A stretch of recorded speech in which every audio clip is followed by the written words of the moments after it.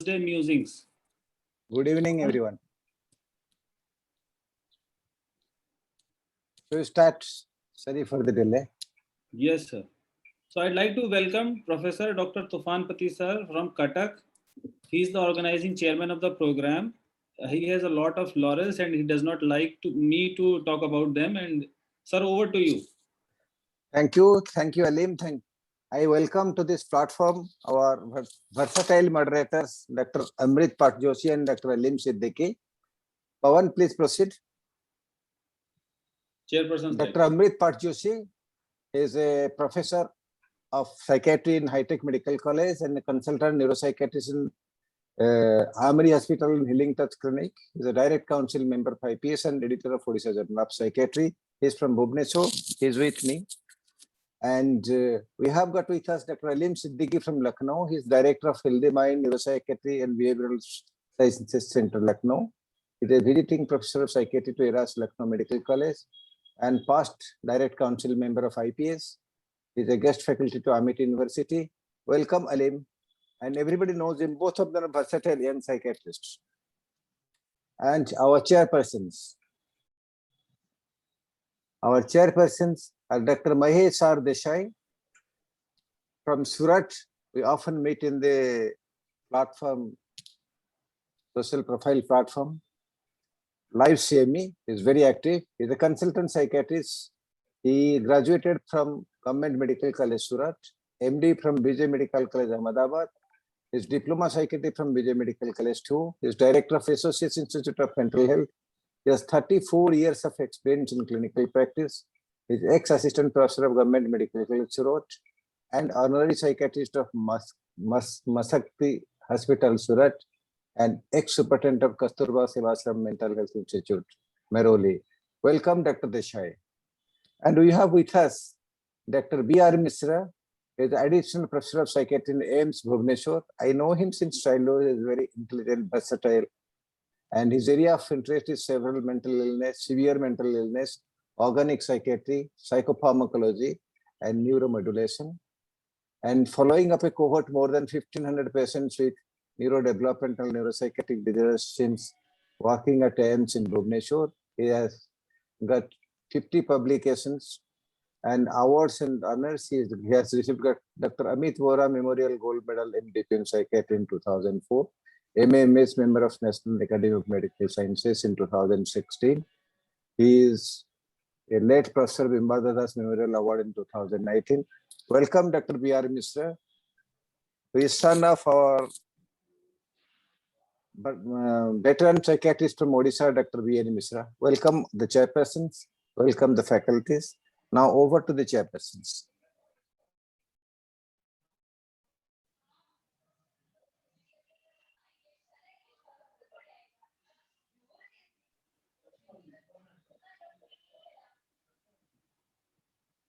The chairpersons may introduce the topic and the speakers.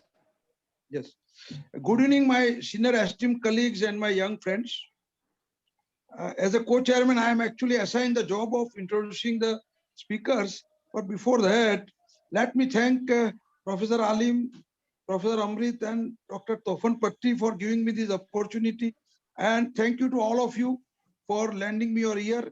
You know, I was requesting Professor Alim and Professor Amrit for quite some time that bring me on for adding some respectability to my profile. And today they obliged me. Thank you very much. Thank you very much. Now, the most difficult task given to me is introduction of both the renowned speakers. Can I have a slide of the speakers, please? Slides of first, let me introduce Professor Dr. Atul Ambekar. Actually, he doesn't need any introduction, but for the sake of proceeding, he is a professor in All India Institute of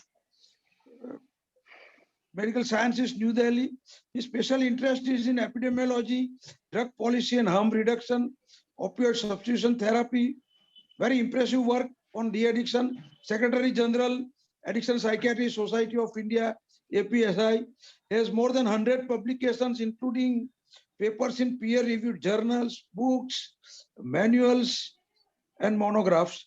He is a resource person expert on UN ODC, UNAIDS, WHO, and INFB. He is also principal investigator in National Drug Use Survey 2019, PMJ South Asia Award 2016 for Non-Communicable Diseases Initiative of the Year, and last but not the least, Venus International Medical Award 2019 Excellence in Psychiatry. My friends, what this biodata doesn't tell us is someday when our country decriminalize substance use disorders, his name will be in forefront. And for we standalone psychiatrist, he is the real icon, real Sachin Tendulkar of substance use disorder. And our another speaker, can I have his slide, please? Another speaker is Dr. Ravindra Rao, another icon, very young professor. He is additional professor, National Drug Dependence Treatment Center and Department of Psychiatry, AIMS, New Delhi. He also has a very impressive biodata, friends. Addiction psychiatry, community-based treatment for substance use disorder, consultation liaison, addiction psychiatry, public health related to substance use disorder, awards and fellowship, Tilak Venkoba Rao Oration Award, IPS 2017, publications, journal publications 51, books 4, chapters and monographs 27, research projects 15, and 4 international research projects. And friends, for we all standalone psychiatrists, he can be a good person to guide us and bring us up to date on these substance use disorders. Now you people have come here to listen to these renowned speakers and not me. So I request my co-chairman to introduce the subject. I hand over the mic to my co-chairman. Professor Biswa, please. A very good evening to the panelists and to the organizers, and a heartful thank for me from my side to give me an opportunity to chair such a wonderful session. First of all, as we know that motivation is a very important construct which initiates and maintains a set of goal-directed activities, and any impairment in motivation can always hamper the therapy process. So particularly this is very important in context of substance use disorders. Motivational interviewing or motivation enhancement therapy designed by Miller and Rolnick is basically a client-centered therapeutic approach which facilitates motivation and eventually brings about a behavioral change, and particularly in patients with substance use disorders. But in a way, it is more focused and it is more goal-directed as compared to the Rogerian humanistic client-centered therapeutic approach. In substance use disorders, the key problem what we incur is the issue of ambivalence, and which basically impairs the process of therapy. So the patients which we deal with substance use disorder, we incur problems of denial, then ambitendencies, resistance, and which are really difficult tasks to deal with in a therapeutic process.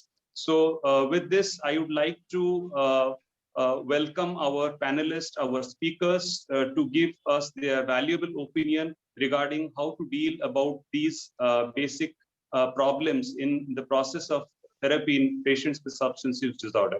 With this, I request Dr. Professor Ambekar to kindly take over. Thank you, sir. Thank you very much, esteemed chairpersons. At the outset, my most sincere thanks to Dr. Tufan Pati sir and my friends Amrit and Aleem for giving me this opportunity. I have been following the Thursday musings for quite some time now, and very high class speakers and very high class topics have been dealt with in this forum. So congratulations once again to organizers for continuing this series. Thank you, sir. I am slightly at a loss here because I have a imposter syndrome. I mean, what am I doing in this big galaxy of psychosocial intervention psychotherapy specialists.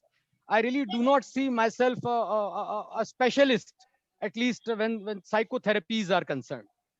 But still, when I was given this opportunity, I thought whatever little I know, but particularly in terms of the practical terms, what can be done, what we do, that I thought I will share with all of you. And in this task, I will be very ably supported today by my colleague, Dr. Ravindra Rao. Both of us have been doing this in our training sessions for young psychiatrists for some time now. With your permission now, I'll start sharing my slides.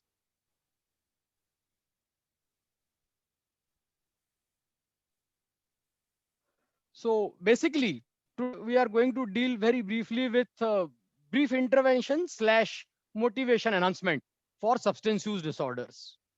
I totally understand the limits of time. I have also been briefed that people coming to this session are really expert psychiatrists, and hence one need not go into too many of basic theoretical details. Considering this, this session has been designed today. So basically, what this session contains is an overview of techniques and strategies which can be used, which we use for these interventions, brief interventions and motivation enhancement. We will also do a role play where we demonstrate these techniques. This role play will be conducted in Hindi language and I'll come to it later. Overall, the session today is going to be practice and skill oriented. What unfortunately we will not be able to cover is the background on how big is the addiction problem in the world, in the country, or in our clinical practice. We will also avoid going into a review of literature type of things on who developed these strategies, what was the effectiveness, what does the review articles or meta-analysis show, and so on. So we are not going into those issues since the time is limited. And hence this is not really a knowledge oriented content today. What we will do is we will try to demonstrate how these strategies can work in our clinic given given the limited resources and time that we have in our practice very often. Another big resource constraint we face is that not many of us are really able to work in multidisciplinary teams. So not all of us have the luxury of referring our patient to a clinical psychology or a counselor or other specialist. Hence, we need to undertake some of these intervention tasks ourselves. So that's where today's session will be focused upon. We will try to avoid jargons to the extent possible. The whole idea is to demystify these therapies, these interventions, these processes, and sharing a sense of self-efficacy among all of us that yes, all of us can do it. We need not have a PhD in psychology to be able to practice this. So we will begin with our first case demonstration. This first case of ours is a patient called Ravindra, 36-year-old male man who is 12th pass and auto driver and has been working irregularly. He has been brought today by his wife and father-in-law to the psychiatrist called Atul. He has been using alcohol for 17, 18 years, out of which for 12 years he has been consuming alcohol every day. And for last 5, 6 years, his consumption pattern has been in the dependent pattern. So the typical morning to evening pattern, 1 to 1.5 bottles per day, IMFL per day. And when he doesn't consume, he experiences withdrawal and all other complications which we see with alcohol use disorders. There is also a history suggestive of withdrawal seizures and possibly delirium tremens once, about 6 months back. There have been 2 instances in the past when he was forcefully admitted to so-called rehabilitation centers, but he relapsed soon after discharge. So this much background information is already available with Dr. Atul. And now I will request our patient Ravindra to come forward and start this interaction. For now, I am stopping this screen share so that both Dr. Atul and patient Ravindra can talk to each other. Again, this interaction will have to be in Hindi. I understand that there may be some colleagues today who are not very comfortable with Hindi. But the fact is, most of us, we discuss and learn our psychiatry in English language, but we'll practice largely our profession in local vernacular languages. Hindi for us and local vernacular languages for many others. So that's why, to have a more naturalistic feel, we will have this interaction in Hindi. So Dr. Ravindra, so my patient Ravindra is here with me, and I'm beginning the interaction with the permission of chair. हाँ जी रविंद्र जी, कैसे हैं? नमस्कार doctor साहब, नमस्कार। नमस्कार। कैसे हैं आप? डॉक्टर साहब, आपको पता ही है मेरी परेशानी। मैं शराब कई दिनों से पी रहा हूँ एंड छोड़ने की कोशिश कर रहा हूँ, बट हो नहीं पा रहा है। ऐसे कैसे नहीं हो पा रहा भाई? घर वाले कह रहे हैं कि शराब छोड़ना है। मुझे लगता है शराब कोई बड़ी परेशानी नहीं है, मैं पहले भी छोड़ चुका हूँ। जब चाहता हूँ तब छोड़ देता हूँ। भाई ऐसा है, अगर तुम्हारे बस में होता छोड़ना खुद, तो तुम्हें यहाँ लाने की जरूरत पड़ती है ना? अब तुम्हारी बीवी, तुम्हारे ससुर जी यहाँ लेकर आए हैं, तो कुछ सोच के ही लेकर आए होंगे। तुम बोल रहे हो पहले छोड़ दी थी, फिर क्या हुआ उसके बाद? कुछ नहीं डॉक्टर साहब, पहले तो बीवी ने और जो उसके पिताजी है उन्होंने भर्ती कर दी कोई सेंटर में। वहां पे 3-4 महीने रखा, वहां पे तो मैंने छोड़ दिया था। तो उस तरीके से मैंने छोड़ दिया पहले भी। फिर वहां से आने के बाद क्या हुआ? आने के बाद डॉक्टर साहब बाहर जब आया तो जो एक बार ऐसा हुआ कि दोस्त मिल गया, उसने कहा कि बहुत दिन हो गए तुमने पी नहीं, एक बार पी लेना। मैंने सोचा सही है, एक बार पी लूंगा तो क्या होगा, जैसे पहले मैं रोज पीता था वैसे नहीं पीऊंगा। बस फिर ऐसे करते करते फिर रोज शुरू हो गया। तुम्हें लगता है तुम्हारे बस की है छोड़ पाना? पता नहीं डॉक्टर साहब, लगता तो है शायद छोड़ पाऊंगा, बट कभी लगता भी है छोड़ भी नहीं पाऊंगा, पता नहीं। देखो भाई ऐसा है, जब तक इंसान खुद ना ठान ले ना कि मैं छोड़ सकता हूँ, तब तक वो नहीं छोड़ सकता। और एक नौबत ऐसी आती है कि जब इंसान को डॉक्टर के पास जाके इलाज कराना ही पड़ता है। तुम्हारे घर में कौन कौन है? डॉक्टर साहब घर में बीवी है, मेरे 2 बच्चे हैं। हम बच्चे 4 कितने लोग बड़े रहते हैं हैं? घर पे। बच्चे डॉक्टर साहब एक जो है वो 10 साल का बेटा है, एक 12 साल की बेटी है। बच्चे तो छोटे हैं यार अभी। जी डॉक्टर साहब। अरे कुछ अपना नहीं तो अपनी बीवी का, अपने बच्चों का ख्याल करो। शर्म नहीं आती तुम्हें? क्या करे डॉक्टर साहब? क्या करें क्या? अब छोड़ो उसको, और क्या। कोशिश तो करता हूँ डॉक्टर साहब, छूट भी जाती है, बट क्या करे फिर से लग जाती है। मैं दवाई लिख देता हूँ, दवाई खानी है और दारू बिल्कुल नहीं पीनी है।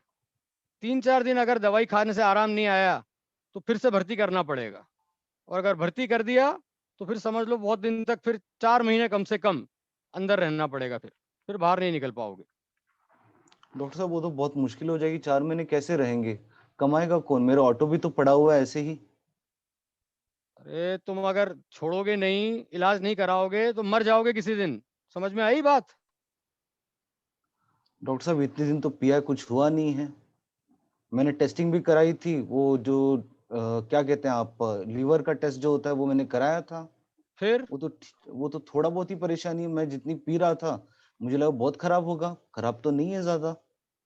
तो ऐसे तो क्या कैसे मर खराब जाऊंगा होने डॉक्टर का साहब? तो क्या खराब होने का इंतजार करना है? शराब की हर बोतल पे लिखा होता है ना, शराब पीना स्वास्थ्य के लिए अच्छा नहीं है, फिर भी तुम पी रहे हो। ठीक है डॉक्टर साहब, देखता हूँ, मैं आपको देख के बताऊंगा फिर अगली बार नहीं जब देख के आता क्या हूँ। बताना है इसमें? छोड़ना है मतलब छोड़ना है। ठीक है डॉक्टर साहब, ठीक है, आप जैसे बोले वैसे। बाहर बैठो, वेट करो अभी। जी डॉक्टर साहब। Okay, so we come back to our presentation again. I am sure all of you must have observed this interaction, and for some of us, this kind of interaction may also be familiar. Please feel free to write your observations, your comments in the chat box about this intervention, about this interaction which you saw. So basically, what we wanted to highlight here is, number one, what do you think about motivation of Ravindra? And secondly, do you have any comments about how this psychiatrist interacted with him? I'm sure, I mean, if it were a truly interactive session, we would have talked, but it appears that with at least some responses that clearly this patient's motivation is doubtful. And the less said about the way this psychiatrist interacted with the patient, it's better. So clearly, this patient needs help, and the way this psychiatrist interacted with this patient, this doctor interacted with this patient, leaves a lot to be desired. The specific problems or issues which this psychiatrist displayed in the interaction is something which all of us could observe, and we will come to it later as we proceed. So basically, we will now go to the brief discussion on what is about motivation enhancement therapy. As the chairperson also in the beginning said, that motivation is a very, very important construct. Undesirable behaviors. Now, this is something all of us experience, exhibit, possess. All of us have something which we want to change about ourselves. It may be eating junk food, less physical activity than is healthy, often being late to our work, spending unnecessary time or money on unnecessary things. And similarly, people suffering from substance use disorders may have this undesirable behavior called drug use. For these, all of us need to achieve and change these undesirable to desirable behaviors. All of us want to achieve these good kind of activities such as eating healthy, doing exercise regularly, inculcating good habits like reading books and spending less time on our mobile phone, better time management in general. And similarly, for a person affected by substance use disorders, the desirable behavior he seeks is having a drug free life, or at least a drug problem free life. So this is the gap which needs to be filled. This is the journey which needs to be undertaken from undesirable to desirable behavior. And how does one go about this journey from undesirable to desirable? Is through motivation. Motivation is the key to change any behavior, be it the behavior of getting up on time every day, be it the behavior of looking less at our mobile phones, be it the behavior of being more organized in our personal lives, and the behavior of quitting a habit, behavior of quitting substance use. All of these behaviors require going through these stages of change. Stages of change, a more theoretical concept. All of us are familiar with it. Pre-contemplation, contemplation, preparation, action, and so on. The idea is somehow to make progress in the behaviors from the stage of pre-contemplation to the stage of action. What is most important to understand is this progression, though looks linear, is not always in the linear direction. It may happen from any place to any place. There may be various permutation to combination. Hence, motivation is best understood as a dynamic phenomena. A dynamic phenomena in which person can move about through these various stages of change. The person may move directly from pre-contemplation to preparation. Person who is exhibiting himself to be in action stage today may be found in the stage of pre-contemplation tomorrow. And all of us in our personal lives have experienced it. our determination that I will go for a walk every day for 45 minutes lasts for a few days to few weeks, and suddenly one fine day something happens and we simply discontinue that good habit which we are starting. Same happens with our dietary habits and a host of other things. So it's very important to understand that motivation is dynamic, and if it is dynamic, that means it can be changed. And if it can be changed, then perhaps we as therapists can be those agents of change. Who is going to bring this change? The patient himself or herself. Who is going to facilitate this process? That's our responsibility as therapists. So, to summarize once again, behavior can be changed by changing one's motivation, which is a key to change any behavior.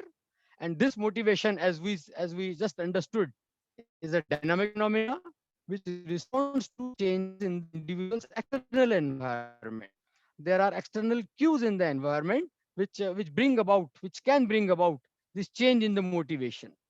We often see that patients restart their substance use in the influence of their peers. Our patient Ravindra, who we just interacted with, also described how once after achieving abstinence under the influence of peers, he started substance use. So if someone can change the motivation from good to worse, that means someone can also change from worse to good, and that someone can be the therapist. So since motivation is influenced by other people around the individual, we can be that other person around the client who, in our role as therapist, can act as an influencer, can help the client identify the undesirable behaviors, and then can motivate them to change this undesirable behavior to a desirable one. Let's go to another more practical kind of understanding. Take another case of Kabir, quite similar to the case of Ravindra that we saw. 37-year-old married man, currently is unemployed. He first experimented with alcohol at the age of 18. Since then, consumption has been gradually increasing. Started drinking daily for last 7 years, and for last 5 years, there is daytime drinking. Used to work as a security guard. 6 months back, was found drunk on duty, got fired from his job, and since then, he is unemployed. Because of this, he has been unable to return the money he has been borrowing from his friends or relatives, currently unable to provide for his family. And since, because of all these issues, his drinking or unemployment, whenever it gets discussed at home, he gets abusive, violent with his wife and children.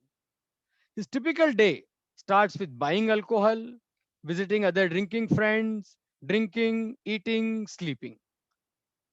In the past, there have been instances when he received inpatient treatments, but it was only temporary abstinence. And his recent visit to the doctor, he complained about stomach ache, weakness, and some other physical problems. So basically, a very typical kind of patient with alcohol use disorders that we see.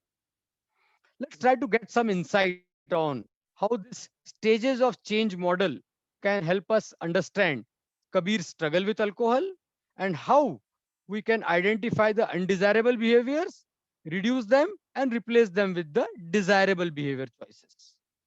So in Kabir's case, the primary undesirable behavior will be alcohol intake, which needs to be changed to the desirable behavior, perhaps of alcohol abstinence. Then there are other undesirable behaviors, job loss, violence, fights with family, and that needs to be changed to desirable situations like finding a job, looking after the family, and so on. The primary issue is his alcohol intake, and let's see about his alcohol intake through the lens of those stages of change, pre-contemplation, contemplation, and so on. So the first stage of change, pre-contemplation. As I said earlier also, that I will try to minimize the jargon, the technical jargon here. Uh, just a few words we need to go through and understand their meaning rather than this technical terminology. So pre-contemplation simply means the client is unaware that their behavior is problematic or it's producing negative consequences, and that's why they do not intend to take any action to change this behavior. They actually underestimate the pros of changing their behavior and they emphasize on the cons of changing behavior. For instance, Ravindra was also telling us how difficult it may be to quit, or that perhaps he is not very sure. For instance, let's take a look at the typical interaction which may happen in these kind of cases. Therapist asking, how have things been? You don't look good. And Kabir is saying, no, no, not really. All good. Just weakness and stomach and all that. What we see here is minimization. The therapist asking, why do you think you have this weakness and stomach ache? Kabir, people grow old, they start having all these physical problems. Perhaps I'm getting old now.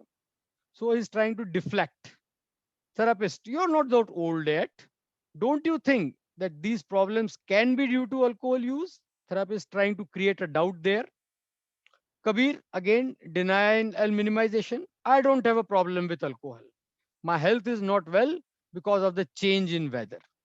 So typically, we come across as someone who is refusing to accept that they have a problem. They do not see the link between their drink and ill health, and they think that they can deal with their alcohol use by themselves. That's the characteristic of pre-contemplation stage of change. Then the next stage is of contemplation, which is typically marked by ambivalence and dilemma, confused between yes and no. People may recognize that their behavior may be problematic, but then they play equal emphasis on both the pros and cons of changing the behavior. Yes, stopping drinking may be good for me, but then it may be very difficult for me.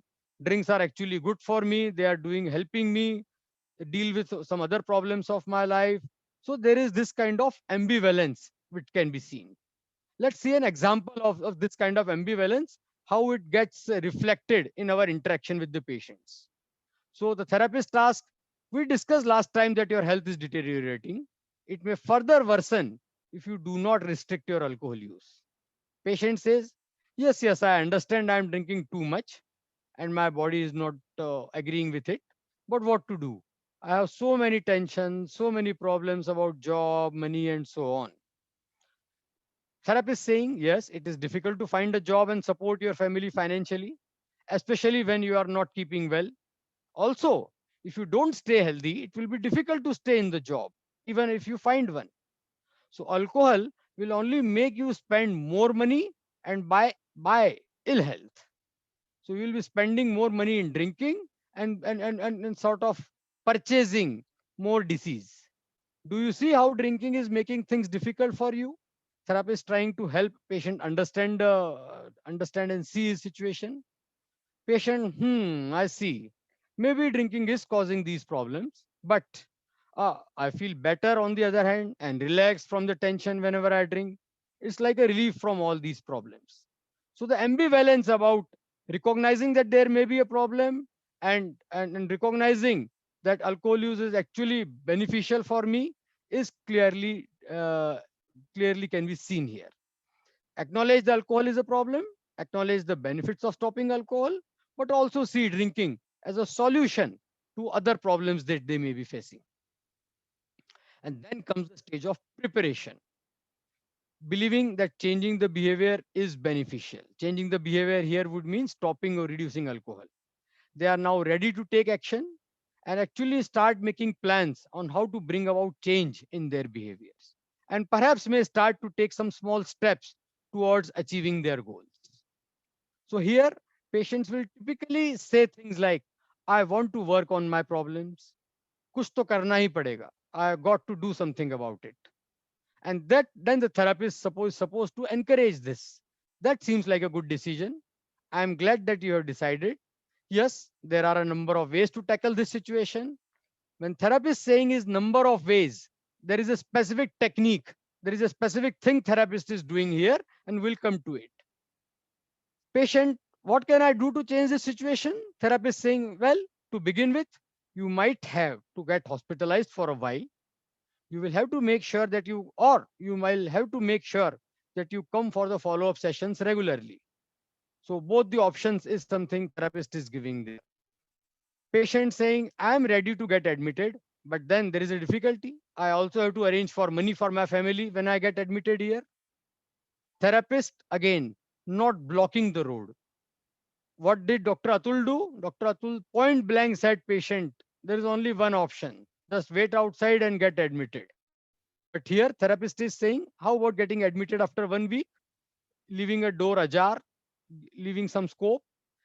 Patient saying that seems like a good idea, and perhaps patient may consider this option. So what we see in this particular interaction is that patient is ready to address their alcohol use, ready to discuss ways in which alcohol can be stopped, and starts making plans of taking those steps which are required towards stopping alcohol use. That was the preparation stage. And then comes the actual stage of action in which people make actual change in their problem behavior. So perhaps actively taking treatment and remaining abstinent from alcohol is represents the action change, and where the intention is to continue with this behavior change, which is very crucial. The maintenance phase is where most difficulties we encounter. As we all know, the famous adage, quitting is easier, but staying away, staying abstinent, staying sober is where the real challenge lies. And hence, we all know that relapse is part and parcel of substance use disorder. So, our idea is that our patient should maintain and should continue with their changed behavior. So therapist's job, again, going through these stages, is to help patient achieve this progress. If patient is in the stage of pre-contemplation, we need not vie for, we need not aim for making the patient totally motivated in the action stage today in the first interactions itself.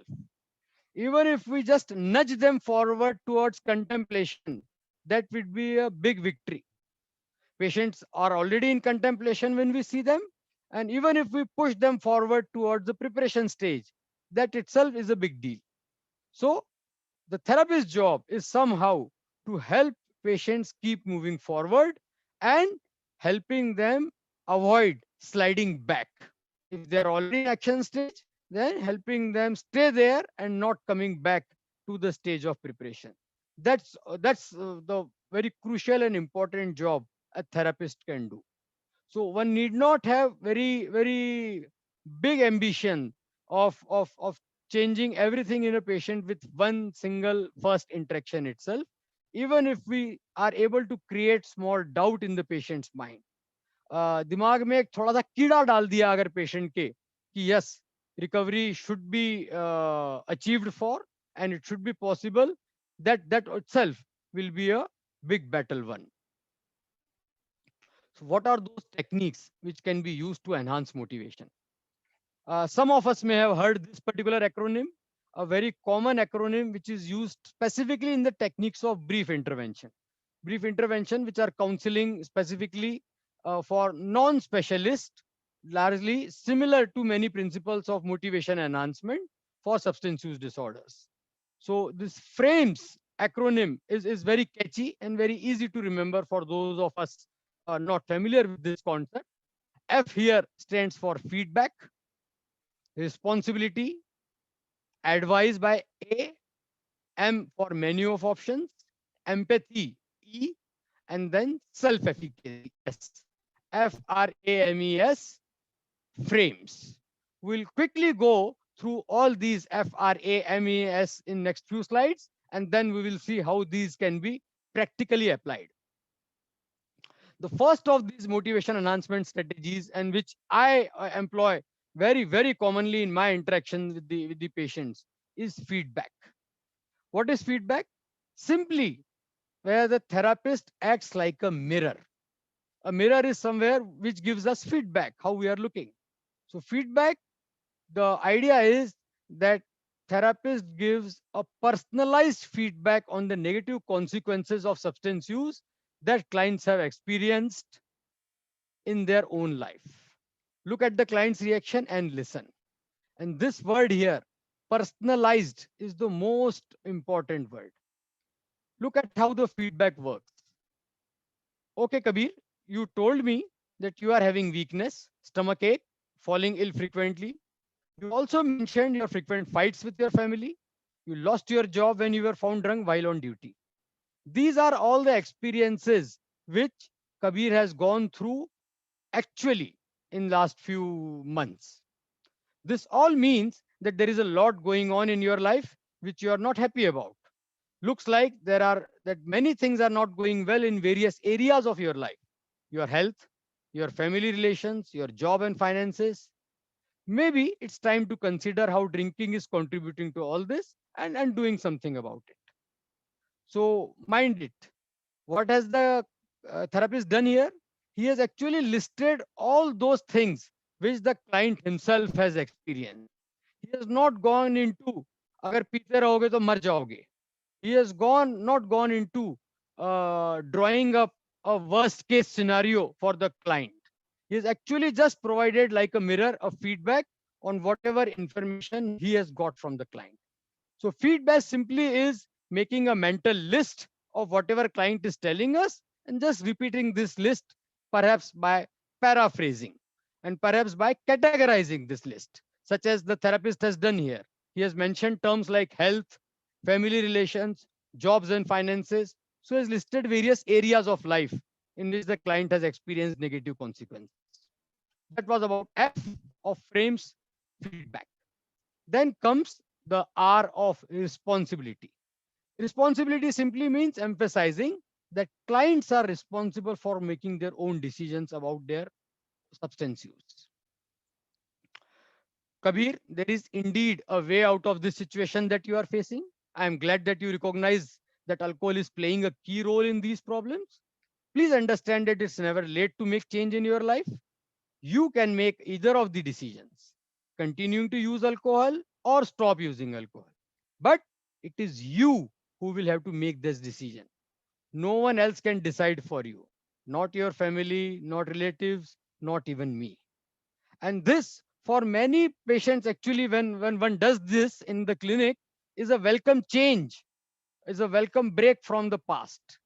Because every time someone else has been telling them what to do, stop drinking, otherwise, this will happen and that will happen. Someone else might have forced them to come to our clinic. So it's really music to their ears when they get to hear from us that you are the boss. My very often dialogue which I tell my patients, आप boss हैं, आप decide करेंगे. आप कहेंगे पीना है तो आप पिएंगे. आप कहेंगे कि नहीं डॉक्टर साहब मैं नहीं पीना चाहता, मैं बैठा हूं आपकी हेल्प करने के लिए. Immediately, this gives a sense of responsibility and sense of autonomy to our patients, which really works wonders in enhancing their motivation. A of frames stands for advice, simply advice which we doctors are actually expert in giving, fond of giving, taking into account all that you are going through, Kabir, with your health, job, and family. It seems to me that you need to now consider stopping your alcohol use. We can work together on how you can do that. Advice is something we give day in and day out, so not really difficult to understand. But this comes with a catch. Advice should not be like a one-way street, only one option. Advice should be more about a menu of options. We just discussed this a few slides back, where the therapist gave different option to the patient. You can take medicines, you will can take counseling. Medicines can help you take care of your withdrawal and craving and so on. You can get admitted, you can come for follow-up. So a menu of options. For example, there are various strategies you can employ to reduce or stop alcohol use. We can continue the treatment on OPD basis, or else we can admit you for some days. There are various medicines available that you can take to deal with your withdrawals and craving. We can also work on some ways in which you can stay away from alcohol in the future life. So hereby, the patient actually gets to see that there are various things I can do. There is not only one way on which I need to go. And in all this while, it's very important to employ the strategy of E for empathy. Be empathic, respectful, and non-judgmental.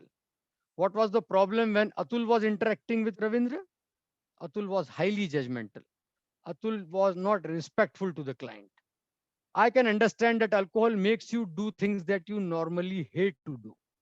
I also understand that you don't want to drink many times, but you are not able to because of the cravings.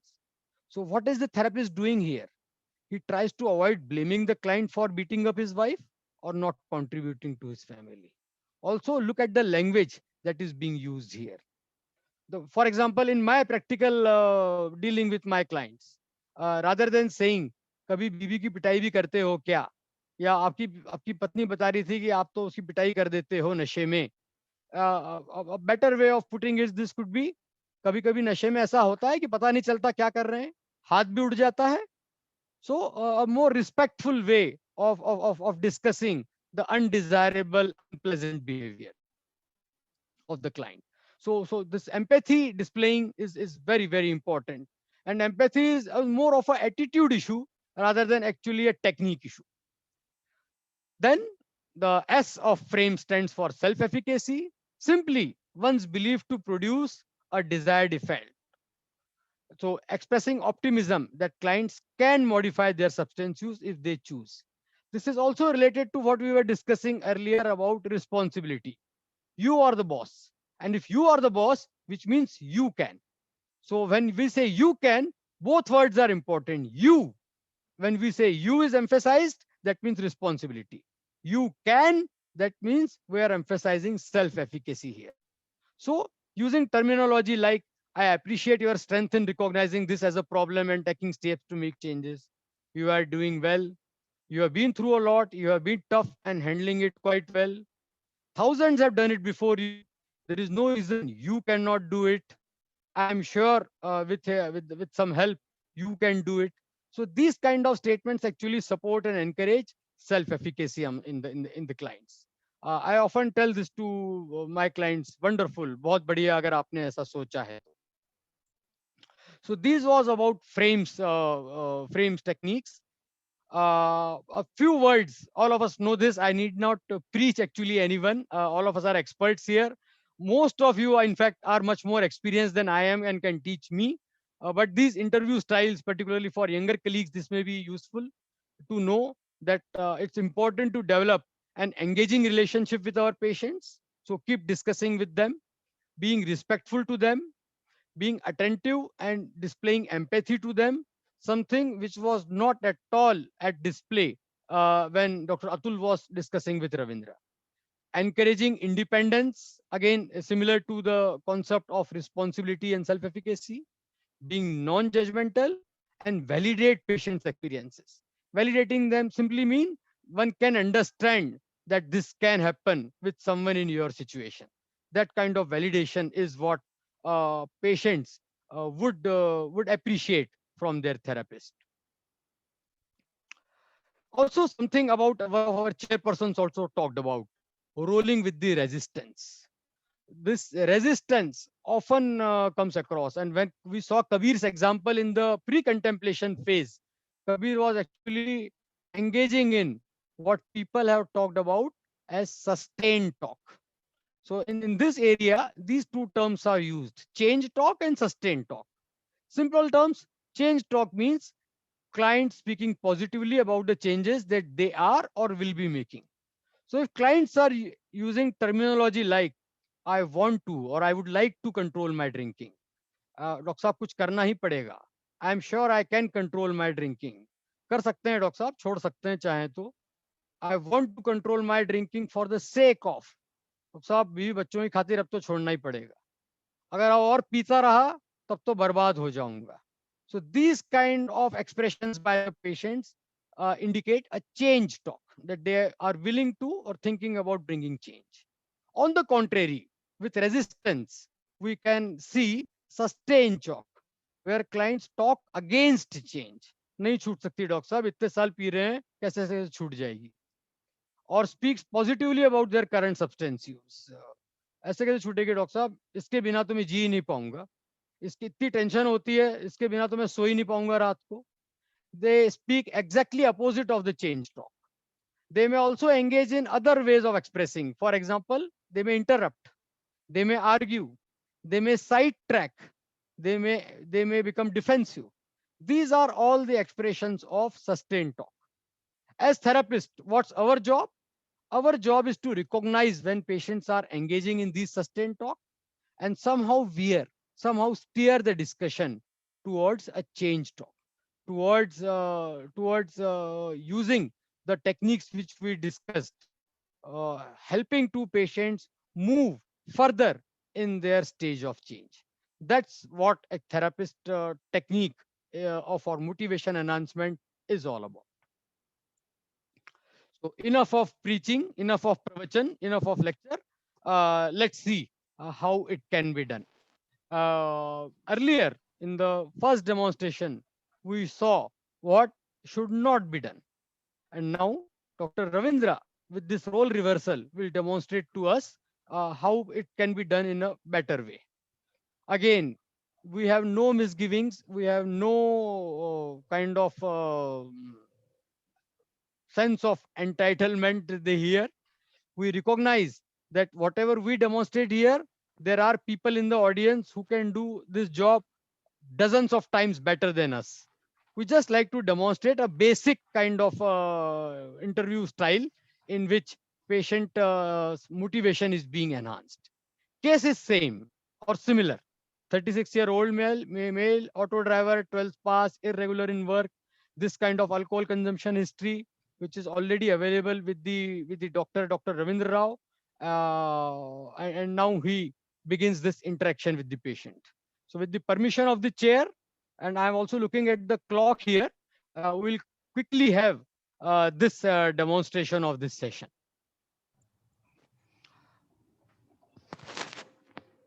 Right. So should we begin, sir? Yes, please. हाँ जी, अतुल नमस्कार, आइए बैठिए। नमस्कार sir. नमस्कार sir. नमस्ते, बैठिए। जी। कैसे हैं आप आज? ठीक ही हूँ डॉक्टर साहब, बहुत अच्छा तो नहीं हूँ, अब लेकर आ गए जबरदस्ती मुझे। कौन ले आया आपको यहाँ पे?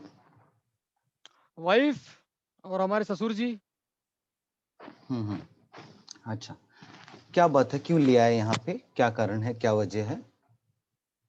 अब उनसे बात हो तो गई है आपकी, बताया तो होगा उन्होंने आपको। बिल्कुल, उन्होंने तो बताई, बट मैं आपसे भी सुनना चाहूंगा, आपके अनुसार क्या लगता है कि वो आपको क्यों लेके आए यहाँ पे? यही डॉक्टर साहब, दारू, घर की टेंशन, घर में क्लेश रहता है, लड़ाई झगड़ा होता रहता है, काम ढंग से कुछ चल नहीं रहा है आजकल मेरा, ये सब बातें हैं। अच्छा, थोड़ा सा और विस्तार में बताइए। विस्तार क्या डॉक्टर साहब, अब दारू की आदत है, किसको नहीं होती, बहुत सारे हैं आपके दारू। तो मुझे भी लग गई थी, मैं ड्राइविंग का काम करता हूँ, ड्राइविंग लाइन तो आपको पता ही है कैसी होती है। तो अब आदत पड़ गई है, ऐसा भी नहीं कि बहुत ज्यादा पीता हूँ मैं, आधी बोतल, एक बोतल ज्यादा से ज्यादा दिन भर में। और अभी थोड़े दिन से ज्यादा प्रॉब्लम हो रही है, अदरवाइज तो मैं छोड़ भी देता हूँ, ऐसी बात नहीं है। अच्छा अच्छा, तो आप कह रहे हैं कि दारू जो है आप रोज आधी बोतल, एक बोतल पीते हैं जी, राइट? अच्छा, और जो आधी बोतल, एक बोतल पीते हैं, रोज के तौर पे पीते हैं आप उसको? हाँ जी, रोज हो ही जाती है, मतलब बिना उसके बाद काम चलता नहीं है। तो वो जब मिलती नहीं है तो आपको कोई तकलीफ होती है? जो आप लेते नहीं है तो कोई तकलीफ होती है? बिल्कुल होती है डॉक्टर साहब, बिना उसके तो नींद ही नहीं आती है मुझे। सुबह उठता हूँ और हाथ कांपने लगते हैं, दिल घबराता है। तो लोग तो दारू पी के गाड़ी नहीं चला पाते, मैं तो एक क्वार्टर पीता हूँ और उसके बाद गाड़ी चलाना शुरू करता हूँ अपनी चलाना। अच्छा अच्छा अच्छा अच्छा, अतुल ये भी आप बता रहे थे अभी थोड़ी देर पहले कि घर में कलेश होता है, झगड़ा होता है, कामकाज में परेशानी है, थोड़ा इसके बारे में बताएंगे? अब डॉक्टर साहब, यही क्या हुआ है, दारू के चक्कर में बीवी के साथ में वो क्लेश चलता रहता है, लड़ाई झगड़ा चलता रहता है। वो पीछे पड़ी रहती है, छोड़ दो छोड़ दो। मैं बोलता हूँ कि ठीक है, इतने साल से लगी हुई है, एकदम थोड़ी छूटेगी किसी की, धीरे धीरे करके ही कम होगी। तो वो मानती ही नहीं है, तो इसलिए इस चक्कर में दिन भर बस कुछ न कुछ। अच्छा अच्छा, और कामकाज के बारे में जो परेशानी बता रहे थे उसके बारे में क्या है? कामकाज की बस यही परेशानी है डॉक्टर साहब, अभी इसका गाड़ी चलाने का काम है मेरा। कभी तबीयत ठीक रहती है तब तो काम कर लेता हूँ, जब नई तबीयत सही रहती है तो उस दिन नहीं जा पाता। तो फिर इस चक्कर में फिर अब आदमी गाड़ी नहीं चलाएगा, ऑटो नहीं चलाएगा, ऑटो वाला तो पैसे कहाँ से आएंगे घर में? अच्छा, पैसे नहीं अच्छा, दूंगा तो क्लेश होगा ही घर में। अच्छा, अच्छा। और तबीयत किस बारे में खराब रहती है? क्या हो जाता है तबीयत को जो बीच-बीच में आप नहीं चला पाते हैं? ऐसे ही डॉक्टर साहब, अब कभी ज्यादा हो गई। वैसे तो मैं लिमिट में ही पीता हूँ, आपको बताया मैंने। पर कभी यार हम्म, दोस्तों के साथ बैठे हैं, ज्यादा पी ली, तो फिर उस दिन फिर वो दिन भी खराब, अगला दिन भी खराब, ऐसी हालत हो जाती है। हम्म, हम्म, हम्म, अच्छा, अच्छा। तो आप कह रहे हैं कि और ये सब परेशानियां कब से शुरू होगी? ज्यादातर कब से हो रहा है ये? और मैं तो पहले तो मेरी ज्यादा पीता नहीं था मैं, बस हम्म, मुश्किल से 1 क्वार्टर पीता था। हम्म, फिर अभी पिछले 4-5 साल से ना बहुत ज्यादा ही हो रही है। 4-5 साल से मतलब समझ लो अब लिमिट जो है ना कभी-कभी क्रॉस हो जाती है बिल्कुल। अच्छा, अच्छा, ठीक है। शराब की वजह से कोई परेशानियां हुई हैं आपको? आपके अनुसार शराब की वजह से कोई प्रॉब्लम्स हुई हैं आपके जिंदगी में? नहीं, ऐसी कोई बहुत ज्यादा प्रॉब्लम तो नहीं हुई है डॉक्टर साहब। अब देखो हम्म, आदमी पिएगा तो थोड़ी बहुत परेशानी तो होती ही है, पर ऐसी कोई हम्म। बहुत ज्यादा परेशानी तो नहीं हुई है मुझे शराब से।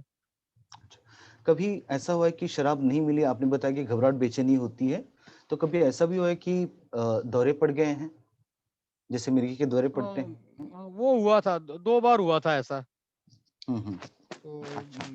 उस टाइम दारू नहीं पी थी, तो 2 दिन तक नहीं पी थी मैंने।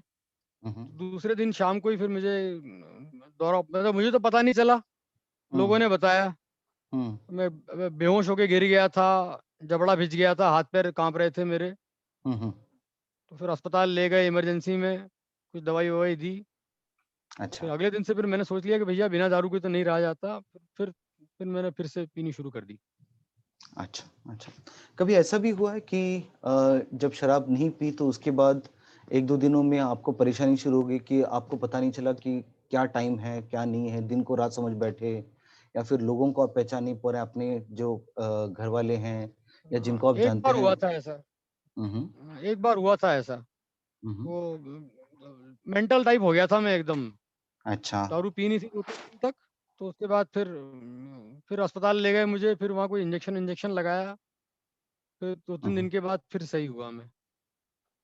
अच्छा, अच्छा।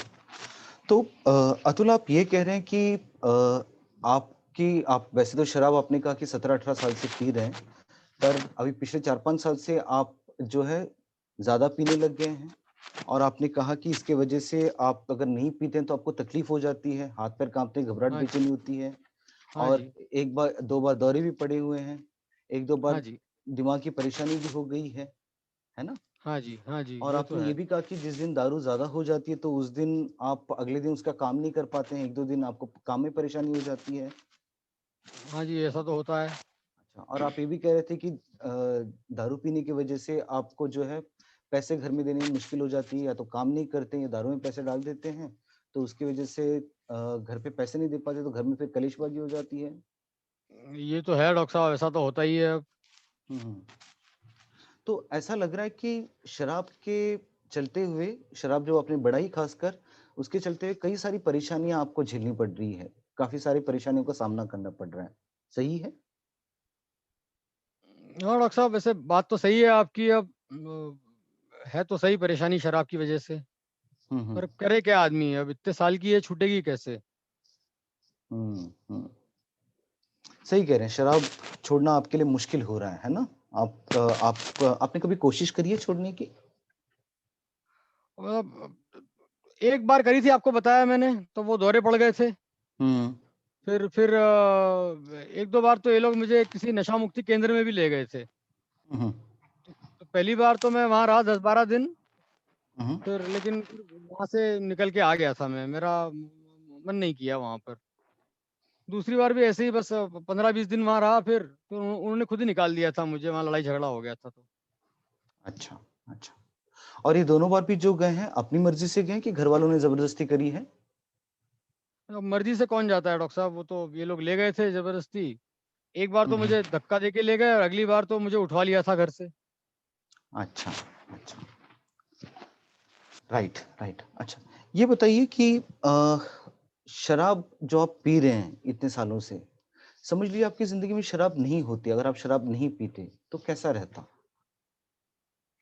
नहीं पीते तो डॉक्टर साहब, अगर नहीं पीता ना तो बहुत ही बढ़िया होती मेरी जिंदगी। अगर समझ लो, मान लो मैं शुरू ही नहीं करता दारू पीना,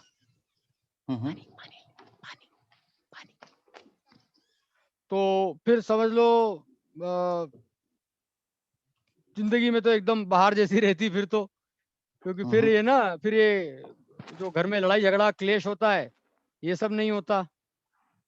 और इस चक्कर में फिर जो कुछ फिर पैसे जो खर्च हो जाते हैं, वो इतने पैसे खर्चा नहीं होते। शायद 4 पैसे जोड़ लेता। अभी तक किराए के मकान में रहता हूँ मैं, क्या पता साथ में अपना मकान बना लेता मैं। मेरे साथ का लड़का था एक, मेरे साथ में ही शुरू किया था ऑटो चलाना। उसने तो अपना 2 ऑटो खड़े कर लिए खुद के, और अपना मकान भी बना लिया छोटा सा एक। तो नहीं पीते तो अब जिंदगी कुछ और ही होती, पर अब क्या फायदा डॉक्टर साहब सोच के। अगर समझ लीजिए आपने अभी मदद से, खुद से अगर आपने शराब छोड़ दी, तो अगले 5 साल में आप अपनी जिंदगी को कैसे देखते हैं? क्या लगता है आपको क्या हो सकता है? डॉक्टर साहब, फ्यूचर तो आपको पता है अब आगे क्या होने वाला है, किसी ने देखा नहीं है। पर हाँ, ये जरूर है कि अगर छूट गई मान लो मेरी, तो पहली बात तो ये होगी कि घर में सब जो चल रहा है ये सब सही हो जाएगा।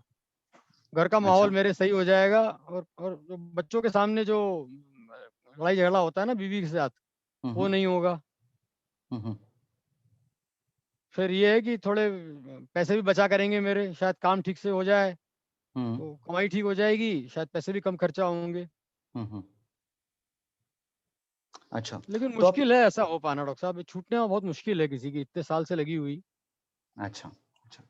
तो अतुल, आप ये कह रहे हैं कि अगर आप शराब नहीं पीते तो जिस मकाम पे आप अभी खड़े हैं उसके मुकाबले आप काफी और ज्यादा कमा पाते, और ज्यादा आपकी जिंदगी बेहतर होती। और आप ये भी कह रहे हैं कि जो आपके साथ चल रहे थे, आज जिन्होंने आपके साथ शुरुआत करी, जिन्होंने शराब नहीं पी है, वो आज काफी कुछ हासिल कर दिए हैं आपके मुकाबले। हाँ डॉक्टर साहब, ये तो है। और तो आप अब कह ये रहे हो तो कि ये देखते ही हैं अपन डॉक्टर साहब। हम्म और आप एक कह रहे हैं कि ये सब जो है, शराब जो है वो आपके लिए एक बड़ी सी बाधा लग रही है। ये सारी चीजें जो आपको हासिल कर पाते आपने नहीं की, उसमें शराब का बड़ा रोल रहा है, ऐसा लगता है आपको? डॉक्टर साहब, शराब भी बाधा भी है, लेकिन अब शराब छोड़ नहीं पाना वो उससे बड़ी बाधा है ना। अब आदमी को पता भी है कि ये गलत चीज है, नुकसान कर रही है, पर अब नहीं छूटती तो नहीं छूटती, क्या करें। सही है। देखिए, आप जो शराब आप ले रहे हैं, है ना, आपने कहा कि आपने कोशिश, आप कह रहे हैं कि शराब मैं छोड़ने की कोशिश करता हूं तो नहीं छूट पाती है, दौरा पड़ गया तो उसकी वजह से ऐसा हो गया।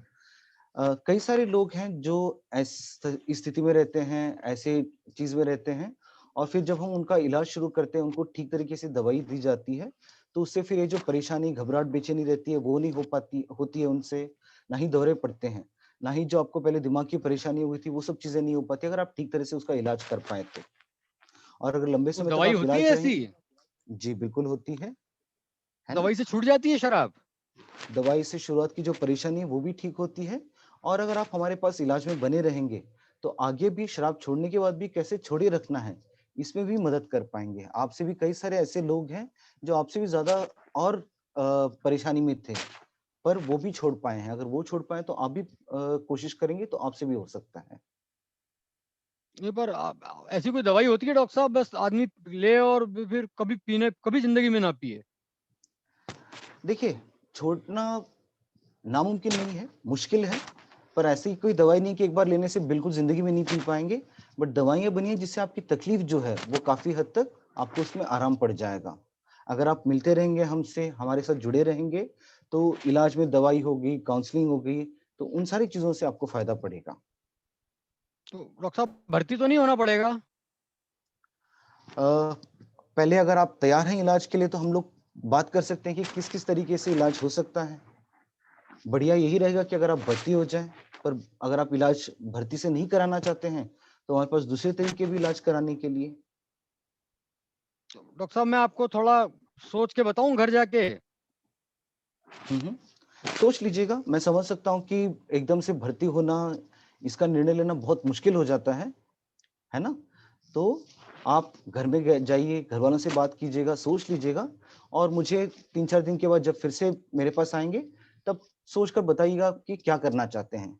जरूरी ये है कि आप बने रहें हमारे साथ, मिलते रहें और उसमें फिर आपकी जो नशे की जो परेशानी है, शराब की परेशानी है, उसके लिए हम जो आपको ठीक लगे उस हिसाब से हम हल कर सकते हैं इसकी। लेकिन डॉक्टर साहब वही प्रॉब्लम वही है ना कि बीवी और ससुर बाहर बैठे हैं। अब अगर उनको बोलूंगा मैं कि मैं घर जा रहा हूँ तो वो फिर क्लेश करेंगे, वो पीछे पड़ जाएंगे। क्या करें अब? देखिए, शराब छोड़ने या नहीं छोड़ने की जिम्मेदारी आपकी है, वो आपको डिसाइड करना है कि क्या करना है, कैसे करना है, right?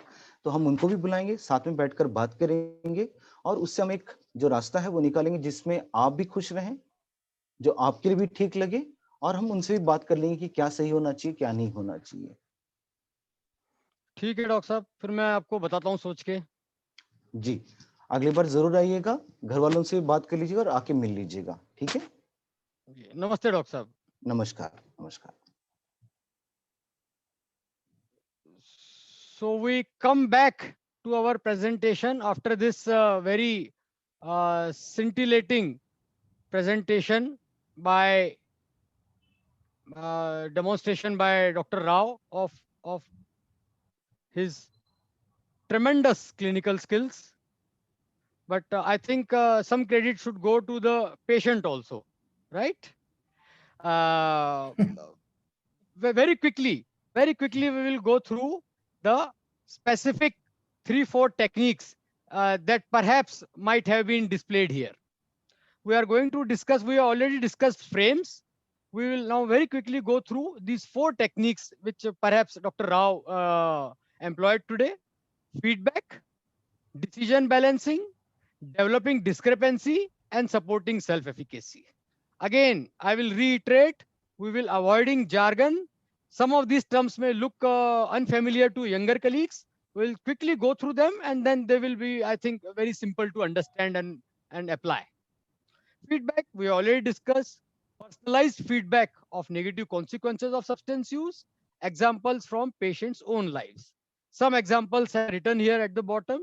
What Dr. Rao did with this patient, Dr. Atul, is just enlisted those consequences which Atul had faced. Some job, some financial, some family, some health related consequences. He did not go to what can happen potentially if you keep drinking. Cancer हो जाएगा, खून की उल्टी करोगे, मर जाओगे. All this was not required. Just the negative consequences which Atul had experienced, that was given to him like a mirror. So that's how Dr. Rao employed the feedback strategy for enhancing Atul's motivation. Another important strategy that one needs to employ is decision balancing. Now, in the decision balancing, simply we help the client to weigh the pros and cons of two things. What are those two things? Benefits of change and cost of staying the same. Cost of change and benefits of staying the same. What does it simply mean? If he keeps drinking, what is going to happen? What is good? What is bad? If he stops drinking today, what is the cost he needs to pay? क्या नुकसान होगा अगर आप पीना छोड़ देंगे तो? This perhaps the opportunity to discuss this did not arise today, but this is also something which can be done. For some of my patients, particularly who are slightly educated, have a slightly better profile, I actually indulge with them in this exercise with them, taking a paper and pen. Actually make a list on the paper कि अगर शराब छोड़ दी तो क्या क्या फायदे होंगे, जिंदगी में क्या बदलाव आएंगे. कॉस्ट ऑफ चेंज, शराब छोड़ने में क्या क्या मुश्किलें आएंगी, क्या क्या परेशानियां उठानी पड़ेंगी अगर शराब छोड़ना चाहें तो. For example, in this case the cost of change could be stop meeting with alcohol using friends. दोस्तों के साथ मिलना जुलना कम हो जाएगा जिनके साथ अच्छा टाइम पास होता है. Deal with stress and tension without help from alcohol. जिंदगी में इतनी सारी टेंशन है, बिना पिए कैसे उससे निजात मिलेगी, suffer withdrawals. Similarly, there may be benefits of staying the same, not change. There is no need to deal with these problems or withdrawals in quitting. Continue to get high or pleasure from alcohol. अगर पीते रहेंगे तो ये सब फायदा है. But then there are also cost of staying the same. This chaotic life will continue. The money, financial problems will continue. Deteriorating health. Dr. Rao did ask me about कि अगर पीते रहे तो क्या होगा और अगर पीना छोड़ दे तो क्या होगा, right? So this is a way of in a way a technique also for developing discrepancy. Developing discrepancy simply means enabling the client to compare their quality of life with other non-users, say friends and relatives. Of course, we had a shortage of time today, but this can be done in a more indirect manner as well. कितने भाई हो आप लोग? भाई भी शराब पीते हैं क्या? नौजवानी का टाइम याद कीजिए, तब से और अभी तक आपके सभी दोस्त वही थे जो शराब पीते हैं या कुछ ऐसे भी हैं जो शराब नहीं पीते? In this way, we can compare and develop a discrepancy between how things are and how things could have been. Discrepancy could also be in the past, it can also be in the future. For instance, discussing their life goals and how continued substance use can hamper in achieving these life goals. So, for the taking cue from this patient, अपना मकान बना लेना. मेरे दोस्त ने अपना मकान बना लिया है, मैं नहीं बना पाया. A very good technique of doing this. In shortage of time, we could not do this. But what I do with my patients is helping them calculate the expenditure on alcohol. कि आप रोज कितने की P जाते हैं? इतने की पीते हैं, एक महीने में कितना हो गया? एक साल में कितना हो गया? 5 साल से पी रहे हैं, 5 साल का कितना हो गया? Invariably, that's a huge amount. Invariably, that's an amount which can go into down payment of a car or even a first installment down payment of a house. So that actually immediately strikes to patient on how things are and how things could have been. And then finally, what Dr. Rao employed here, supporting self-efficacy along with the principle of responsibility.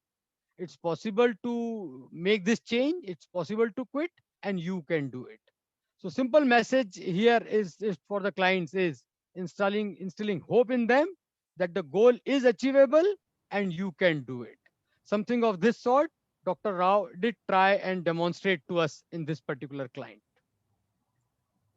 So to summarize all this which we discussed till now, just recapping all this, motivation, as we can understand as internal desire or drive to change one's behavior, though it's internal, it can be influenced by external forces. It's the key to change one's behavior. It's dynamic, and it's the job of the therapist to help increase the motivation and help change this behavior. This can occur through various stages. Our job as therapists is to push patients forward in these stages of change. The specific techniques that we discussed today frames as well as these 4: feedback, developing discrepancy, decision balancing, and supporting self-efficacy. So I understand that there is an ample opportunity of going into much more technical details. It may not have been satisfactory for those with more academic and technical. Our job is to cater to the basic needs and be more practical and skill oriented today. That's what we strived to do, both me and Rao. And with this, thank you very much, ladies and gentlemen, for this opportunity. We are still here for more interaction. Again, urging many of you who have still not joined to please join us in this newly formed Addiction Psychiatry Society of India. There will be many more such opportunities for us to keep interacting with each other. Thank you very much, ladies and gentlemen. I'll be happy to now look at the chat box and perhaps engage in some discussion here. Thanks once again. Thank you, sir. Thank you so much, sir. Do we have the permission of chairpersons to open the question answer session? Please go ahead. We don't want to take away a single minute from that. Sir, any Sir, questions sir, from you can your give your remarks, sir. Sir, you can give your remarks. Sir, Dr. your- Biswaran, sir. And you. Mahesh sir, we are waiting for your It remarks. is excellent presentation. You know, to a cynic person like me, it was a very practical, doable thing. And from tomorrow, I am going to work on my own WhatsApp addiction. Thank you very much. Dr. Mishra, So I actually congratulate both the panelists, both the speakers for an excellent presentation, a very real-time exercise which has been quite helpful for all of us. Sir, there is a small question regarding this development of discrepancy to Professor Ambekar. Like the discrepancy or the dissonance we try to develop, it is basically that there are 2-3 questions in my mind, whether it is between our ideal self and the current self or the ideal self, or we try to develop a discrepancy between our current state and the best future consequence, or we try to develop a discrepancy between me as an addict or an ideal person who is a non-addict. What exactly we try to do? Right. So there are various ways in which this discrepancy development can be utilized.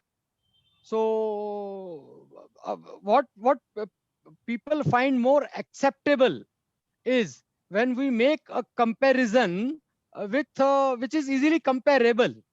So let's say my own brother, my own cousin, or a friend with whom I started my life together with. They are people I can compare myself to, and they are easily relatable. So in more practical terms, developing that kind of utilizing these for developing discrepancy is much more beneficial. But if such instances are not available readily, if for various reasons, then one can also utilize what you just examples which you just gave, the idealized versions of your own, or an ideal individual which one can imagine. Those can also be utilized for discrepancy. In my practice, I actually find it's much more useful and practical to develop this discrepancy in terms of the real life examples from the patient's lives, both in terms of past as well as in terms of future. So sometimes the in future terms also it may work. For instance, आप और आपका भाई आपने बताया जिससे आपकी ज्यादा बनती नहीं है, वो नहीं पी रहा है. 5 साल बाद आपको क्या लगता है वो कहाँ होगा, आप कहाँ होंगे? This also could be one of the techniques to utilize. Right. Thank you. So with this, I don't want to waste much time. I just hand over to our moderators to like go through the queries and the questions raised by the house. So the story of the patient was very linear. Because of demo purpose, we have kept it. So if a person comes that there is a trauma in the history, what are the usual complications that we see in this linear history presentation that we just saw? Linear history presentation. The Okay. In the real cases, yeah. Real world, yeah, there are many complexities involved. Yes, absolutely. Or my wife is totally, something. So how to manage that? Yeah, I totally agree with you, Alim bhai. Usually, the conversation doesn't move so straightforward, right? Also, the resistance employed by patient can be much more severe than we saw today. What I find best in these situations is to try to simplify things, is to try to not being very ambitious and not jumping to the conclusion, our ideal conclusion of achieving abstinence. Even just achieving some degree of rapport in the first meeting, so that patient is willing to talk about their issues, is also sometimes a big enough victory for us. So rather than striving for achieving everything in one interaction, just leaving the door ajar, just keeping a window open for the future interaction, that itself may help us. I'm not saying it always works. One also loses patience sometimes in this process, and then the family sometimes blame us for not taking enough decisive step, in not displaying our authority. But rather than trampling patient authority and trying to be more more decisive on the first go, I prefer going slow and steady. So these complexities of history taking have to be resolved gradually, slowly, and in a tactful manner. So Sir, knockout punch is not possible usually. Yeah, sir, your yeah. I comment. mean, I avoid that. There are people who do that. There are, of course, psychiatrists and doctors with enough sort of force of their own personality, which they utilize very well to bring about change in their patients. I don't work in that style. I would also not encourage youngsters to adopt that style at the early stages of their career. When people are very senior, when they are respectable and authority figures, then it may perhaps the knockout punches may work. So there is a comment in the chat box by Dr. Devasis Basu that the comment of the day was keeping the door ajar for a little time. But what happens when we have a patient who has zero motivation, who has shut all doors, all windows, and is only telling that the neighbor is responsible, like Alim told, the wife is a nagging wife is responsible, or maybe a boss is responsible. What do we do with such patients who have Right. no So motivation to change? right. So basically, in these patients, if something else is responsible for their problems, then we talk about those something else issues, right? If this patient says कि मेरी wife responsible है, मेरी wife क्लेश करती है, tension देती है, जिसकी वजह से मुझे पीनी पड़ती है. So let's discuss about wife. Let's discuss about the reasons of that clash. Let's discuss about why those personalities are not matching. Let's discuss about why the boss is troubling you. What are the factors which are playing this hindrance in your life? What are various ways in which all these external factors are influencing your alcohol use? And can there be some other explanation for all whatever is happening? So with a empathetic way of interaction, discussing these other issues, and sometimes it also works actually by the therapist to avoid alcohol or substance use issues in discussion. I sometimes do that in my interactions. For instance, when patients who are in denial or minimization, they bring about alcohol in the discussion, I tell them, अभी दारू की बात क्यों कर रहे हैं, अभी उसकी बात नहीं कर रहा हूं मैं, उस पर बाद में बात करते हैं, पहले उसके बारे में बताइए, वो जो दूसरी बात चल रही थी. So that way, it sometimes helps patients to understand that this doctor's job is not only to stop my alcohol. He's actually interested in discussing with me whatever I have been going through. And in this way, then, sometimes during conversation, one does find a small opening from which some beginning can be made. Sir a patient says कि I want to leave but ठीक है socially मुझे allow कर दीजिए और weekends पे allow कर दीजिए so what to do in such cases Great. I would say half the battle is won there, right? If the patient is saying that मैं कम कर दूंगा लेकिन कभी कभी पीऊंगा is much better than a patient says doctor साहब कसम खा रहा हूं आज के बाद हाथ नहीं लगाऊंगा, right? I would very welcome this kind of interaction if it begins with the patient, and then beginning from that, rather than denying that opportunity to the patient, rather than telling point blank that no, this is not going to work, discussing the pros and cons, discussing the difficulties which of occasional drinking, one can find a way and discuss both these options. So for instance, when the patient says I will continue to drink occasionally, we can then again go back to our earlier strategy and discuss with them pros and cons of both occasional drinking versus complete abstinence. What are the difficulties? What are the advantages? And their way we can find a way to move forward. Sir, sir, it is sometimes very easy when we deal with patients with alcohol related problems.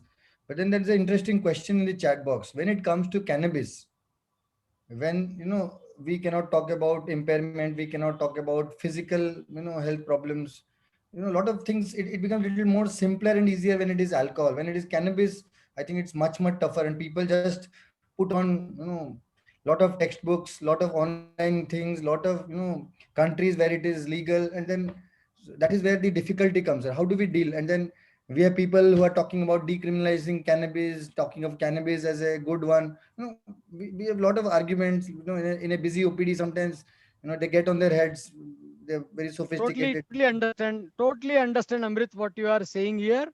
But let us never forget that we exist for providing treatment to our patients, not to their family members, not to society's vision of an ideal human being, right? So Sure. if we encounter someone who is using cannabis and who is not been suffering from any serious consequences of cannabis use so far, so that may mean actually that person may not actually be suffering from a cannabis use disorder, or person may not actually deserve or may not require abstinence oriented approach at all in that case, right? So if the person is actually suffering from some harmful consequences of cannabis use, that means the person is meeting some kind of criteria of harmful use or dependence for cannabis, then there may be those instances in which cannabis has affected them adversely. We can use the feedback strategy there.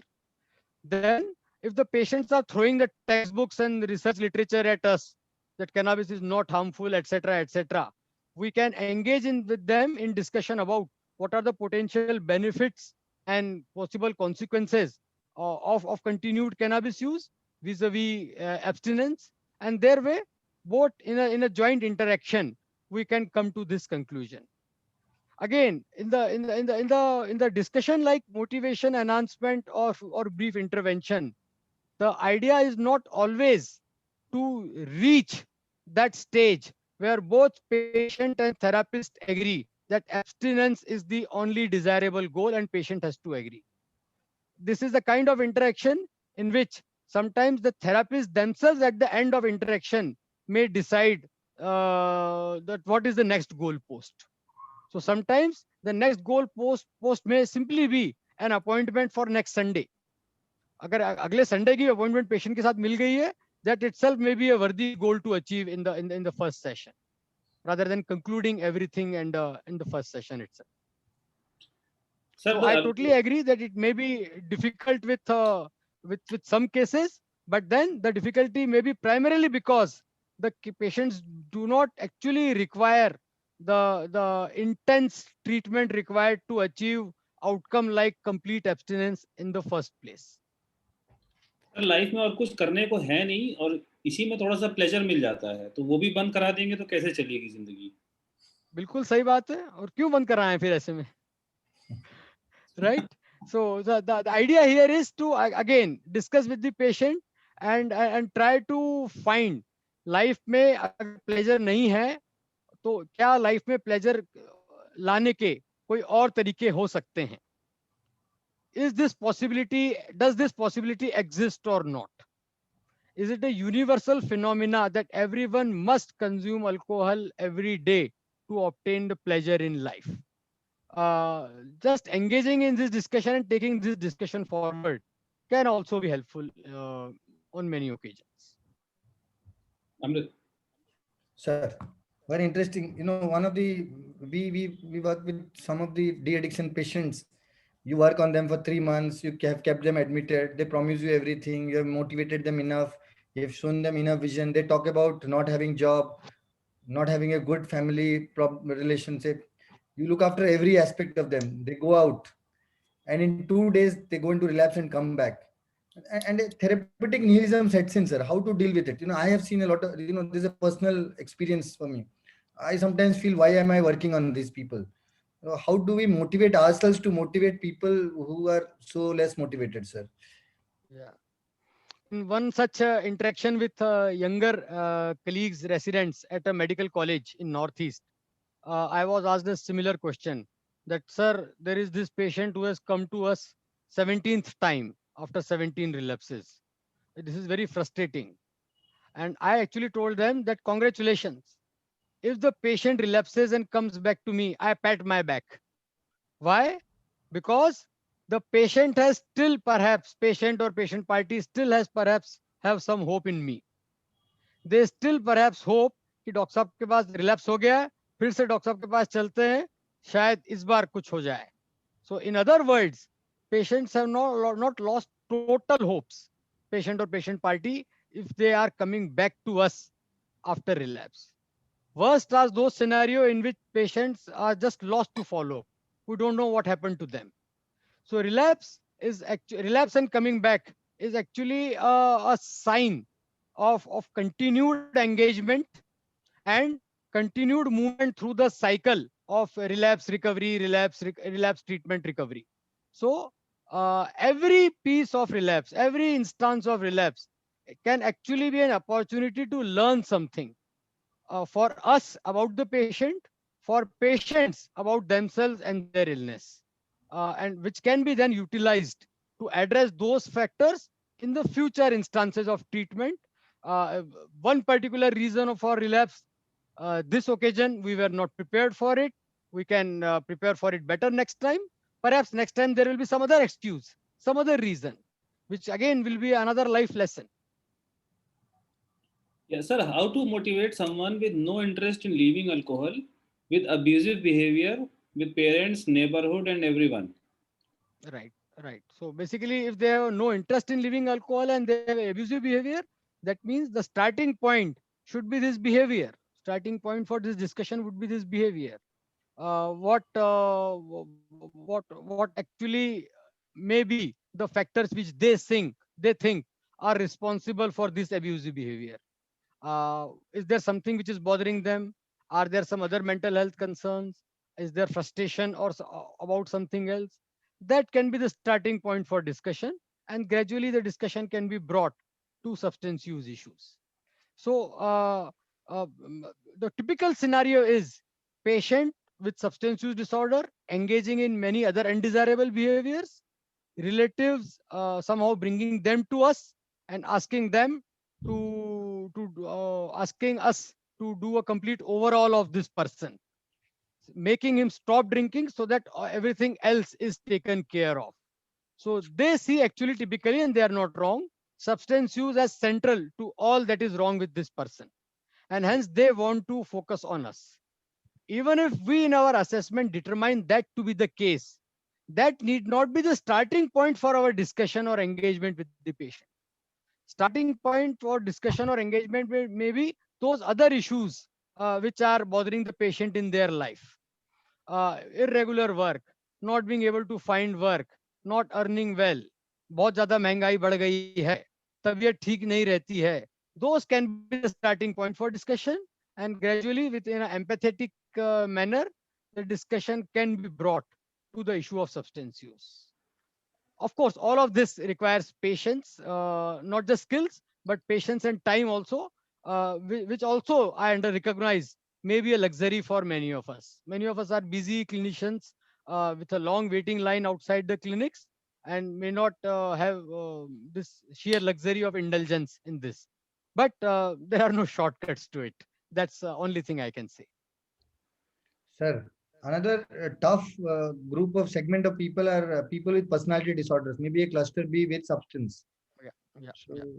sometimes it is Yes, healing. yeah. So how do we deal Yes, these yes. kind of people? We I do, totally agree with this. The kind of techniques which we discussed today sir. doesn't mean that they will apply equally to every kind of person. People may have different kinds of personality traits, attributes, which make engaging with the therapist difficult. You gave the example of cluster B. Cluster C may have very different kind of issues altogether, Sure. right? People with who anyway find it difficult to engage in social interactions, the so-called schizotypal or schizoid type of people, they may pose another kinds of challenges. So what those personality issues actually bring to fore are the challenges are more in terms of therapist styles rather than these techniques which are employed. So the techniques perhaps may remain similar. The way we handle them, the way we present or employ these techniques, the way we begin or continue the interactions, that may perhaps change with the personality styles of the patient. The same Yeah, also goes for the socio-occupational background as well as the kind of linguistic issues patients are familiar with. There are patients in which the interaction would demand a much more sophisticated language. There are patients with whom a much more rustic yet respectful language would work better. So, question is for Dr. Ravindra. Dr. Ravindra, you told us that you have medications by which you can take care of substance problem in a big way. Now, the patient, I'm saying that I have tried medication many times, but usually have failed. So, आपने बोला कि दवा से ठीक हो सकता है, मदद मिलेगा, लेकिन मैंने तो बहुत बार दवा किया, मुझे तो कोई फायदा नहीं मिला, बार बार वही हो जाता है. So, मैं क्या करूं? Right. So, as Dr. Atul mentioned, that relapse should be seen as part of recovery. So, even if he has come back to you with this issue that I have tried medications in the past, it has not helped me. So, possibly giving only medications may not be useful. What is required is a combination of treatment. So, possibly the way you interact with the patient this time, the way that the medications, when they have taken it, maybe that alone was not sufficient. We need to do something more than that. The early relapse also will give us clue of what to do this time, which will help them not go back to relapse once again, not go back to substances once again. So that is the way one would like to approach that patient. Okay, thank you so much. Sir, still their questions are coming in, but I think we have already overshot time. Amrit? Last question I would ask to Dr. Atul, sir. Then we'll close it. We'll go, hand over Hand the over to next chairperson. chairperson. Sir, what should be our strategy if somebody, somebody is in treatment? Suppose we look at in a hospital or in a rehab center, and he or she is discharged, and then immediately, if there is a lapse, I'm not talking about a relapse. What is advisable? Like we tell to the people, if you drink once, you'll be again brought back. We use sometimes a punishment technique in terms of you having another drink, you will be brought back to the center. So is it the correct approach or is it a very incorrect approach, sir? What is your take on it, sir? Right, right. First of all, coming back to me is not a punishment, is a reward. That kind of message we must give to our patients, right? I always, I mean, there are patients, family members sometimes say, doctor साहब अब तो इसकी ऐसी छुड़वा दो आप इसकी, फिर कभी आने की जरूरत ही नहीं पड़े अस्पताल में. I always tell them no. अस्पताल के दरवाजे आपके लिए हमेशा खुले हैं. जब भी कोई प्रॉब्लम हो, सबसे पहले सीधे यहाँ पर चले आना है. जितना जल्दी आ पाओगे उतना ज्यादा आपके लिए अच्छा रहेगा. That's the kind of message I give to my patients, and coming here would be not be a punishment, but it would be actually an opportunity for us to discuss, to interact, to learn more about each other, and perhaps go back being stronger, being better, being more familiar with ourselves. So if that kind of attitude we employ, and we also tell our patients to employ, that works. So I mean, currently right now in our hospital there is a patient in my care for whom this is his 19th admission in last 6 years. He has alcohol use disorders, opioid harmful use, some personality issues, and comorbid recurrent depressive disorder. So, but neither has he lost hope, neither have I lost hope in him, and hence we continue to work together. That doesn't mean that we should not reflect on where we might be going wrong so far in our strategies. So each of these kind of situations must also give us an opportunity to see what better we could have done, what other strategy, what other technique we could have employed, both psychosocial as well as pharmacological. So all that quest will continue, and that happens not just with substance use, but for all other mental health conditions as well. We all encounter patients which are difficult of depression or bipolar or schizophrenia or whatnot. So it should not be surprising if we see it with substance use disorders. Only thing is, somehow, for some reasons, for many mental health professionals also, finding this difficulty is much more frustrating for substance use disorders as opposed to many other mental health conditions. So that's something I think an attitudinal issue which we need to address for ourselves. So, Thank sir, you. what I have gathered is targeting this 100%, this knockout approach. I think that is the problem that we are facing. We are discussing more and more. So we should target in parts. The spectrum approach should be there, and as many factors are added, those many sessions would be needed to counter that. If personality factor is added, if behavior is problematic, Yeah. so I think these two are the big takeaways for me. Not to target 100% in one go, and as much time as needed. Right. And Sure. at Thank the end of the day, also we must also remember that to be humble, we cannot be infallible. We cannot possess the answer to all human miseries and problems, right? Which holds true for all kinds of care that we provide for our patients, not just substance use, but in substance use also it applies equally well. Very well said, sir. Amrit.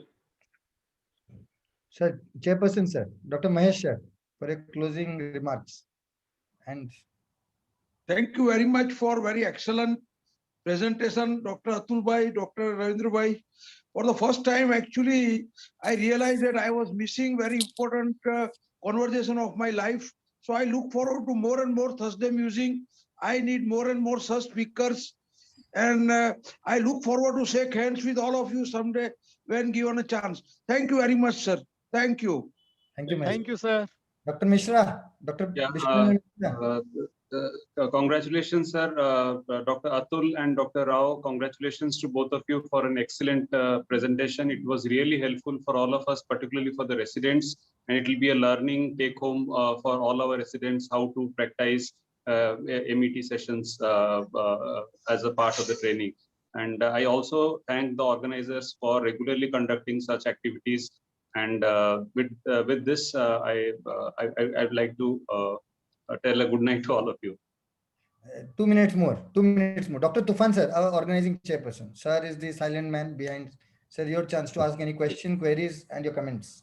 No, today I don't have any questions because it was a very good elaboration of whatever we are experiencing. It is a good input of knowledge, and it is a challenge to implement in our practice later. And I profusely thank our faculties and thank our chairpersons. Everyone has been brilliant, and it was a very good session. We had very good attendance also, and all of you have been quite participative. Maybe we could have had a longer discussion, but the time has run out. We may have this session later on sometime. Thank you, everybody. Now over to Amrit. So I'll give the formal thank you, sir, on behalf of the IPS Odisha State Branch and the organizing team of Thursday Musings. Dr. Atul Ambedkar, you are wonderful. For a change, I and Alim are smiling together. Generally, it is either he passes a comment on me and he smiles, or I pass a comment. But hearing you, we both are smiling. We learned a lot. Our therapeutic nihilism has been dissolved to quite an extent, and it was really excellent. We are not just counting the number of people who have logged in. We are also understanding the take-home messages that you and Dr. Ravinder so aptly could deliver. Thank you, both of you, sir. Thank you for coming, giving your valuable time, and giving your valuable pieces of the brain which you will. Dr. Mahesh Desai, we always hear him on a live CME group. His humor is unmatched in this country. Nobody can match him. The way he imparts what he wants to say. Yeah, I think he's in the wrong profession. He's in the wrong profession, and he coming, agreeing, and he being so benevolent with us has been wonderful. Thank you, Mahesh, sir. Thank you so much. Thank you, sir. We'll call you again. Thank you, Dr. Desai. Dr. Thank B.R. you. Mishra is a Thank close you. friend and colleague. Thank you. For setting the tone of the event, of the talk. Thank you, Dr. B.R. Mishra. Thank you, our backroom staff, Shazia, Sharda, and Dr. Rucha. Thank you, Pawan and Torrent team. Thank you to all our followers. We had more than 350 logins today, peak of 255 attendance, and that was sustained. That speaks a lot about the speaker and the topic. In spite of Alim being there in the talk throughout, there are so many people that's a creditable performance. Thank you so much. Sir, we'll call you again. Dr. Ravindra, thank you Certainly, so much. certainly. We will Thank choose you. another Thank topic, you. maybe in a month or two. Good night, everybody. Next time we have an interesting talk on interpersonal. Alim, what is our next topic? Can you just tell us? On interpersonal therapy in depression. So it was.